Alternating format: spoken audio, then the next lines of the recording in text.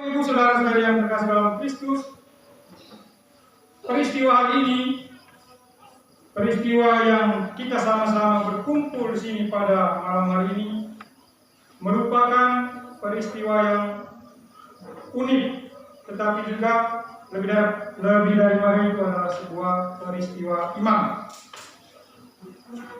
Unik mengapa? Karena pertama, kita semua bersyukur, terutama kami bertiga boleh merayakan 1 tahun menjadi pastor. 1 tahun, 1 bulan, 3 hari ini. Itu unik yang pertama. Yang kedua, mengapa unik? Karena kami ditabiskan pada masa corona. Jadi kami Imam Palangkaraya yang ditabiskan pada masa pandemi. Jadi kami sebut imam corona. Yang ketiga, unik juga karena kami bertiga ini sudah sama-sama kenal, sudah terpapar virus corona. Pastor Emil yang pertama, Pastor Yos yang kedua, lalu saya yang terakhir. Nah, jadi unik kan? Dan mengapa terjadi pada malam hari ini? Sebab rencana awalnya itu tanggal 25 bulan 7 tahun 2021. Tapi kalau terjadi pada waktu itu berarti waktu itu Pastor Yos masih COVID, masih isolasi. Sementara saya belum kena, jadi kan belum adil. Jadi saya kenanya itu pas tanggal 25-nya itu hari Minggunya itu. 25 saya masuk rumah sakit, isolasi 2 minggu. Lalu kalau misalnya terjadinya pada tanggal 25 yang lalu itu berarti kemungkinan Pastor Gosa masih di Flores dan juga cutinya tidak terlalu panjang. Sehingga dengan terjadi hari ini, nah, Pastor Gosa bisa nambah cutinya lebih lama. Jadi sama-sama untung. Unik yang berikutnya lagi, mengapa hari ini ada juga pastor baru? Ada banyak sekali pastor yang bisa. Nanti sebentar baru mereka memperkenalkan diri atau bagaimana, saudara. Lalu juga ada susternya ada 2. Satu jubahnya putih, satu jubahnya coklat. Suster beda dengan suster putih. Fraternya juga ada 2. Unik. Itu semua saya kira itu bukan sebuah kebetulan, tetapi adalah rencana Tuhan, sehingga pada malam hari ini kita boleh bersama berkumpul di tempat ini merayakan Ekaristi syukur, sama-sama syukur seperti dikatakan Pastor Yos di bagian awal tadi. Kita mensyukuri atas apa saja. Pertama, kena syukur atas kami telah menjalani imamat selama 1 tahun ini, juga bersyukur atas hal-hal yang lain tadi itu. Bapak Ibu, saudara-saudara yang terkasih, nah itu pengantarnya. Sekarang kita masuk ke bagian isi. Isi pasti berkaitan dengan bacaan-bacaan hari ini. Bapak Ibu, saudara-saudara yang terkasih dalam Kristus, bacaan-bacaan suci yang kita dengarkan hari ini mengajak kita untuk pertama-tama itu setia menjadi pelaku firman. Dikatakan tadi, hendaklah kamu menjadi pelaku firman. Pelaku itu berarti orang yang menjalankan, sebagai subjek yang menjalankan atau yang melaksanakan firman, bukan menonton atau mendengar atau pura-pura tidak dengar. Itu tidak baik itu. Kita dengar dari dalam bacaan pertama bagaimana Musa menasihati bangsa Israel. Demikian, berpeganglah pada perintah yang disampaikan Tuhan kepadamu. Jangan kasih kurang, jangan juga tambah-tambah.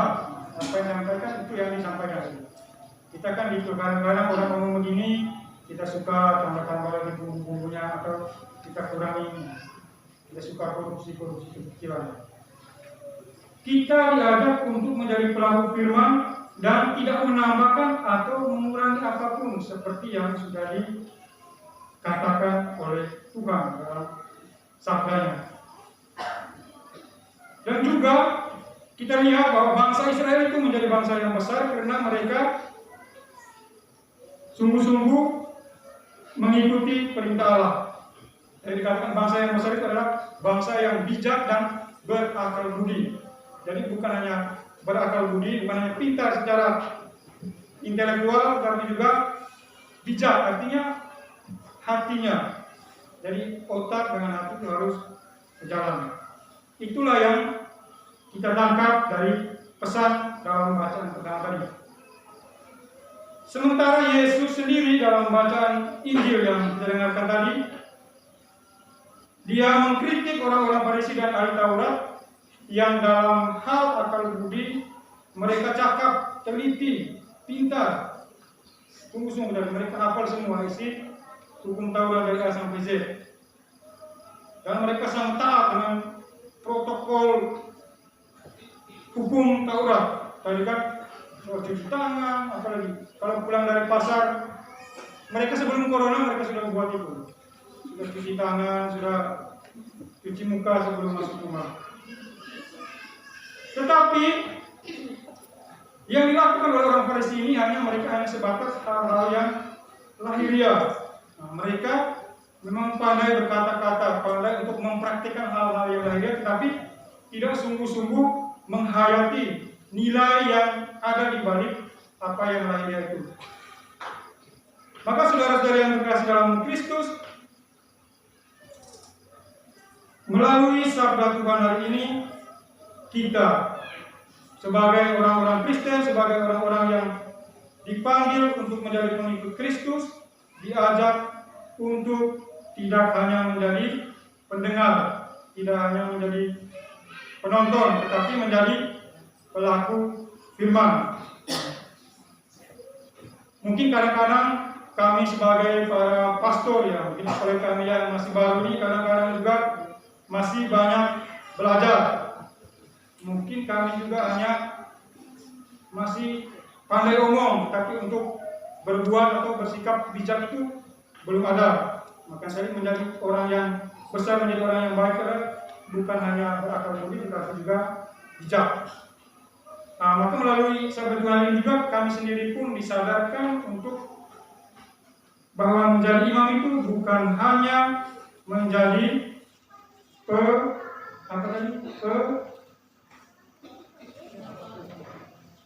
bukan hanya menjadi pendengar, tetapi menjadi pelaksana. Maka disinilah Yesus menyadarkan kita semua, baik itu para imam, biarawan-biarawati, dan juga umat sekalian, bahwa kita yang sudah dibaptis dipanggil untuk sama-sama menjadi pelaksana firman. Jadi apa yang kita dengar, itulah yang kita laksanakan. Jangan seperti tadi itu orang Farisi hanya melakukan hal-hal yang lahiriah, mereka cuci tangan, macam-macam, tetapi mulut mereka yang mereka keluarkan adalah kata-kata yang tadi itu, hinaan, cacian, lalu apa lagi, pikiran-pikiran yang jahat. Nah, Bapak Ibu saudara-saudari sekalian yang terkasih, semoga kita semua yang hadir pada malam hari ini belajar terus untuk menjadi pelaku firman.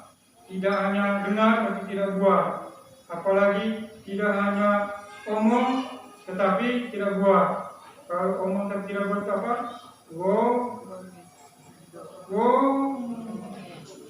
Bohongin.